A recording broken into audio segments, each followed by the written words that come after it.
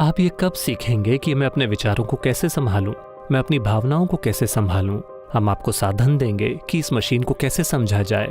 समस्या चाहे जो भी हो, हम अपनी पूरी क्षमता का प्रयोग करेंगे, लेकिन ये मुद्दा नहीं होना चाहिए।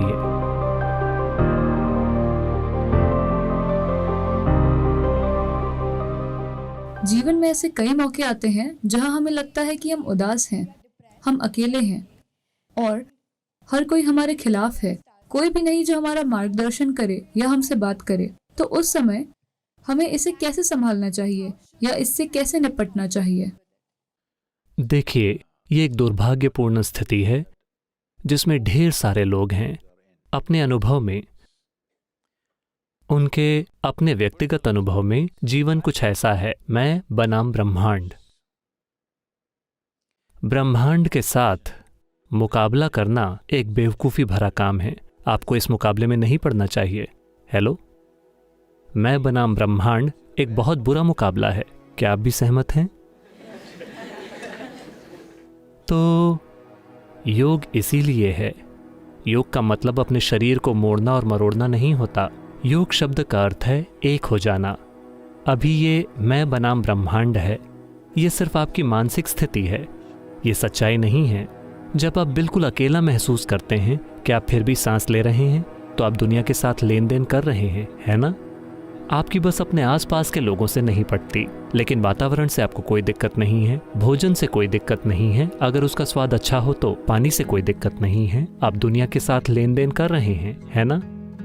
आपका अस्तित्व लगातार ब्रह्मांड के साथ जुड़ा हुआ है, लेकिन आपका मन ब्रह्मांड के खिलाफ हो जाता है। अगर आप ऐसी मानसिक स्थिति बनाते हैं कि आप ब्रह्मांड के खिलाफ हैं या आप ब्रह्मांड या सृष्टि के साथ मुकाबले में हैं, तो जाहिर है कि आप छोटी छोटी बातों पर कुचला हुआ महसूस करेंगे। छोटी छोटी चीजें आपको कुचल देंगी। जब मैं कहता हूं छोटी चीजें, शायद आप अपनी परीक्षा में फेल हो गए, शायद आपको इस यूनिवर्सिटी से निकाल दिया गया, शायद आपको नौकरी से निकाल दिया गया, शायद किसी ने आपको धोखा दे दिया, शायद ऐसा कुछ और हुआ। ये सब जीवन और मृत्यु के बीच की छोटी छोटी चीजें हैं, क्योंकि आप यहां खाली हाथ आए थे, है ना? जब आप मरेंगे तो आपके लिए कोई कंटेनर सर्विस नहीं होगी, आप खाली हाथ मरेंगे। इसके बावजूद ज्यादातर लोगों ने अपने घरों को गोदाम बना लिया है। ज्यादातर लोग अपने सिर पर इतना बड़ा बोझ ढो रहे हैं मानो वो पूरे ब्रह्मांड को अपने सिर पर ढो रहे हों। ये उनकी अपनी मानसिक परिस्थिति है। आप अपने विचारों और भावनाओं की ही बात कर रहे हैं, है ना? आप ये कब सीखेंगे कि अपने विचारों और भावनाओं को कैसे संभालना है? इनके नहीं, इनके नहीं, इनके नहीं, आपके।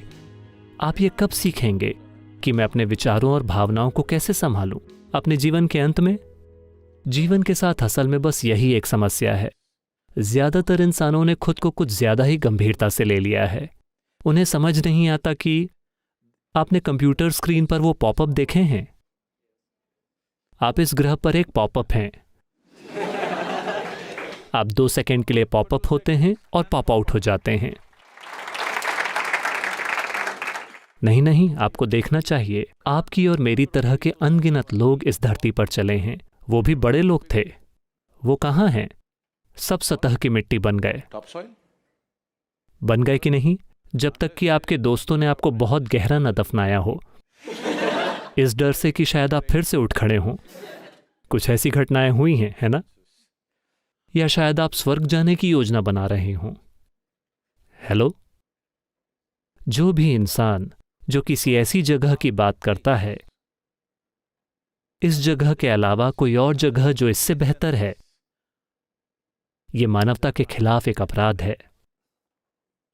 मेरा मूलभूत काम है सभी स्वर्गों को नष्ट करना, ताकि लोग यहां अच्छे से रहना सीखें।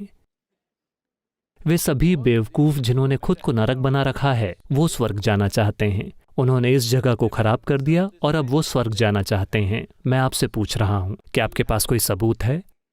क्या आपके पास कोई सबूत है कि आप पहले से ही स्वर्ग में नहीं हैं और इसे खराब कर रहे हैं? क्या आपके पास कोई सबूत है? आप पहले से ही स्वर्ग में हैं और इसे खराब कर रहे हैं।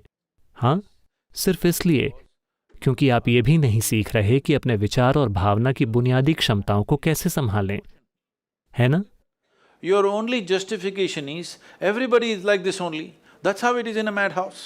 आपका एकमात्र तर्क ये है कि हर कोई ऐसा ही है, पागलखाने में ऐसा ही होता है, सिर्फ डॉक्टर पागल नजर आता है। तो आप इसे कब संभालेंगे? आराम से 60 की उम्र में? बताइए, आप कब सीखेंगे कि मैं अपने विचारों को कैसे संभालूं, अपनी भावनाओं को कैसे संभालूं, अपने शरीर को कैसे संभालूं, अपनी केमिस्ट्री को कैसे संभालूं? आप इसे कब सीखेंगे? अपने जीवन के अंत में? क्योंकि इस बात का बहुत चलन हो गया है। आध्यात्मिकता कब करें? यानी जब आप 70 साल के हो जाएं, जब आप और कुछ भी करने के लायक ना रहें। नहीं, जितनी जल्दी से जल्दी हो सके। आपके बारे में जो सबसे गहरी चीज है, स्वर्ग के बारे में नहीं, इस जीवन के बारे में आपको जो कुछ पता होना चाहिए, आपको जल्द से जल्द जान लेना चाहिए, है ना? तभी आप एक समझदारी भरा जीवन जी पाएंगे। अगर हम एक चुटकुला सुनाए तो चलेगा? आप बुरा तो नहीं मानेंगे? क्योंकि पिछले कुछ सालों में मैंने इससे ज्यादा गंभीर समूह नहीं देखा है। इसमें से कितने लोग जर्नलिस्ट हैं? ज्यादातर लोग। अच्छा,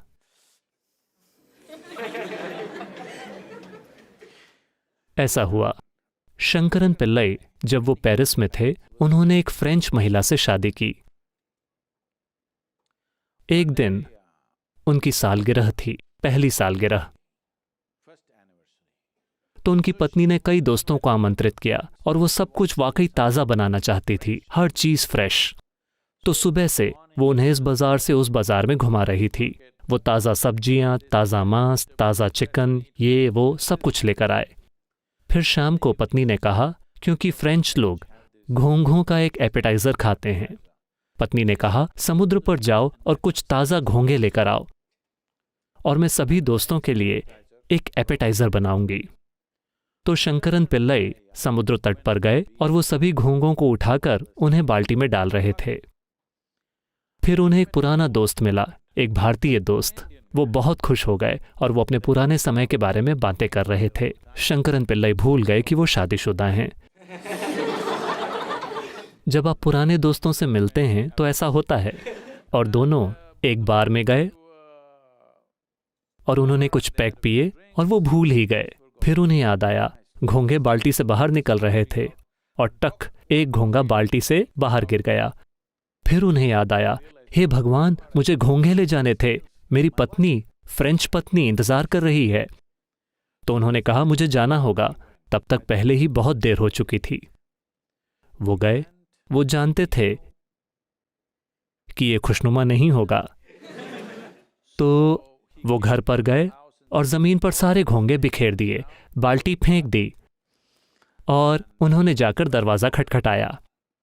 फ्रेंच पत्नी गुस्से में बाहर आई। शंकरन पिल्लई ने पीछे मुड़कर कहा, आगे बढ़ो घोंघो, हम बस पहुंच ही गए, चलो आगे बढ़ो।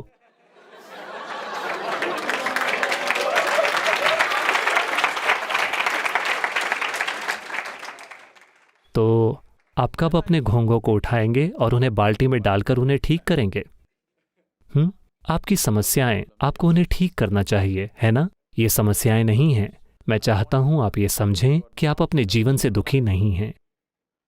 आप बस दो शानदार क्षमताओं से दुखी हैं, जो सिर्फ ये मानव होने का सौभाग्य है कि हमारे पास ये दो शानदार क्षमताएं हैं। पहली ये कि हमारे पास एक स्पष्ट याददाश्त है। इस याददाश्त के कारण ही हमारा जीवन काफी अधिक समृद्ध है किसी भी दूसरे प्राणी की तुलना में, और हमारे पास एक शानदार कल्पना शक्ति है। अभी आप इसी से दुखी हैं। 10 साल पहले जो हुआ था, आप अभी भी उससे दुखी हो सकते हैं। क्यों? आप जीवन से दुखी हैं या याददाश्त से? हेलो, याददाश्त से। परसों शायद जो हो, आप पहले ही उससे दुखी हैं। आप जीवन से दुखी हैं या कल्पना से? आपके पास जो दो सबसे शानदार क्षमताएं हैं, आप उनसे दुखी हैं। तो आप क्या मांग रहे हैं? आप एक बार फिर से एक केंचुआ बनना चाहते हैं। केंचुआ एक बहुत ही इको फ्रेंडली प्राणी है, मुझे उससे कोई शिकायत नहीं है। लेकिन लाखों सालों के विकास के बाद आपको इतना बड़ा दिमाग मिला है और अब आप इससे दुखी हैं। अगर हम आपका आधा दिमाग निकाल दें तो निश्चित रूप से आप यहां बिना किसी बेचैनी के, बिना किसी दुख के बैठेंगे, बिल्कुल शांत। हमें करना यह है कि हमें आपका दिमाग निकाल देना है, क्योंकि आप अपनी ही बुद्धि से दुखी हैं, हाँ या ना? क्योंकि हमने आपको एक बहुत ही जटिल मशीन दी है। आपने यूजर्स मैनुअल को पढ़ने की तकलीफ भी नहीं उठाई है, आप बस इसे जैसे तैसे चलाना चाहते हैं। नहीं नौजवानों, समय आ गया है कि आप अपने बारे में कुछ बातें जान लें। अगर आप नहीं जानते कि कैसे, तो हम आपको साधन देंगे कि इस मशीन को कैसे समझा जाए, क्योंकि आपके जीवन में कई मुद्दे आएंगे। आपके जीवन में ज्यादा मुद्दे आते हैं, यानी आप एक ज्यादा सक्रिय जीवन जी रहे हैं। कुछ नहीं आया मतलब आप जी ही नहीं रहे हैं। हाँ, हर दिन कई मुद्दे होंगे। मेरे पास सबसे ज्यादा दिक्कतें रहती हैं मेरे जीवन में हर दिन, क्योंकि दुनिया भर में इतनी सारी गतिविधि, विश्व स्तर की गतिविधि सिर्फ वॉलंटियर्स के साथ। ठीक है, वॉलंटियर यानी कोई भी उस काम के लिए क्वालिफाइड नहीं है और आप उन्हें इनएफिशिएंसी की वजह से निकाल नहीं सकते, और वे आपसे प्यार करते हैं। क्या करें?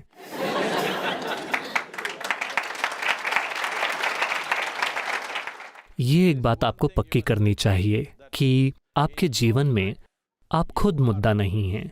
ठीक है, समस्या चाहे जो भी हो, हम अपनी पूरी क्षमता का प्रयोग करेंगे, लेकिन ये मुद्दा नहीं होना चाहिए।